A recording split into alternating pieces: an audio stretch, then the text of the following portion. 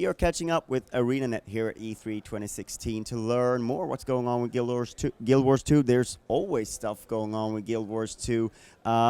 You're starting to talk about Living Season 3. What can you tell us about that? Well, we're really excited it's coming back, number one. We pick up where Heart of Thorns left off, and, the state of the world right now is kind of this heightened excess magic because Mordermoth has died. Spoiler alert, sorry for anyone that hasn't finished.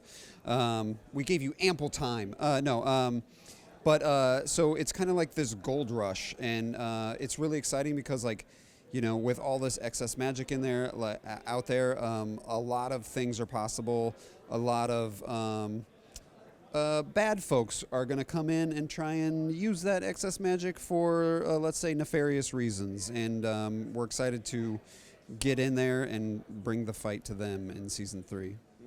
I think one thing that's interesting to hear is that you're taking these episodes are going to come a little bit further apart, but perhaps cater to sort of a wider audience, if you will, with different things. And this is where PvP comes into play. What can you tell us of what your PvP plans are to update the game? Yeah, so I think in general, it's really nice when we can put a release out and it touches like every part of our player population.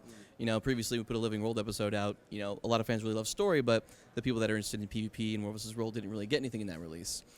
So with this next release, kind of the two big features fans can look forward to is a new Fractal map called Chaos Isles, and then a new PvP map called Revenge of the Capricorn, which is a little homage to the old raid on the Capricorn. Could you go into some more detail on what those will offer? Yeah, sure. So, it's kind of interesting. The new Fractals map will touch a little bit on, well, it kind of runs in parallel to what we're working on with Living World Season 3. As Ross was saying, there's a lot of magic out there. People are kind of trying to harness it and use it for their own reasons. And there's a new entity that's popped up in the Fractals, and players are going to kind of jump in there and investigate what that guy's up to, what his motive is, and what his end game is, essentially. And this new Fractal is kind of cool because it's kind of an amalgamation of different Fractal experiences. With all this magic out there in the world, kind of the boundaries between Fractals are starting to crumble. And we're starting to see almost like this dreamscape in the new map where you kind of go in and you experience multiple different kinds of environments, but you start to notice things that are very familiar from other places, but almost in like a deja vu sort of way. Interesting. What would you say? I mean, we talked about sort of the new season about it sort of being a sort of a Wild West theme, if you will, sort of Klondike kind of. People are out there to get theirs or to do good. But you also mentioned something before about a certain egg that was in there. What can you tell us of that? And because I know you're not revealing anything, but it's going to play a central part, I understand. Yeah, it definitely is an important piece of a larger puzzle that we don't quite understand yet. But when we last left it in Hot, we had put it in the egg chamber, which is like where part of Glint's legacy was supposed to be, but then, we saw this introduction of some energy that hit it after Mordermoth died, and there's kind of an open question as to what that means to the egg, and did it change its fate in that trajectory, and we will kind of pick that up and kind of check in with that and see a little bit of what the egg holds for us. It's got to be interesting from a narrative point of view to have this game that is ever evolving, and you get to plant seeds now that may not be harvested until years from now, and also having the pleasure of maybe actually harvesting some of the stuff you planted a while back as well. What's that like?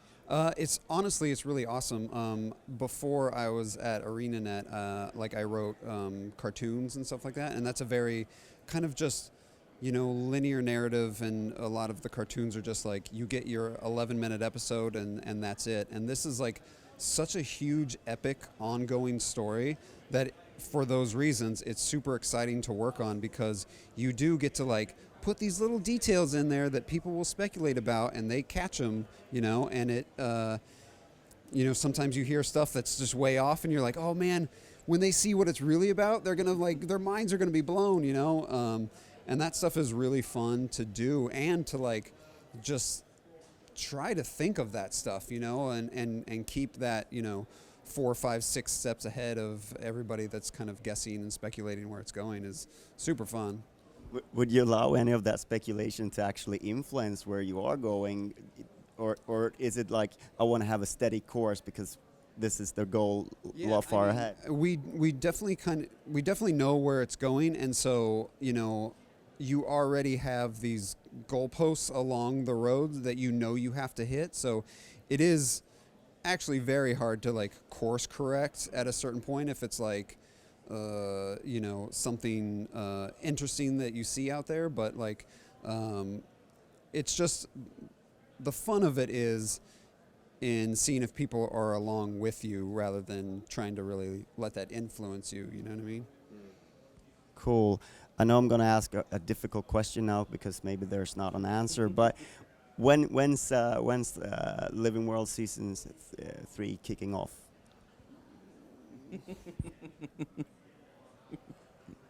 All right. What we can say is it'll probably be within the next 2 to 3 months, and hopefully by the time you hear this, you'll have had an exact date delivered to you. Yeah. You can I'll just do this, and then you just dub in someone's voice saying the date. In German or something. Yeah, exactly. Thank you very much for your time. Thank you. Thank you very much.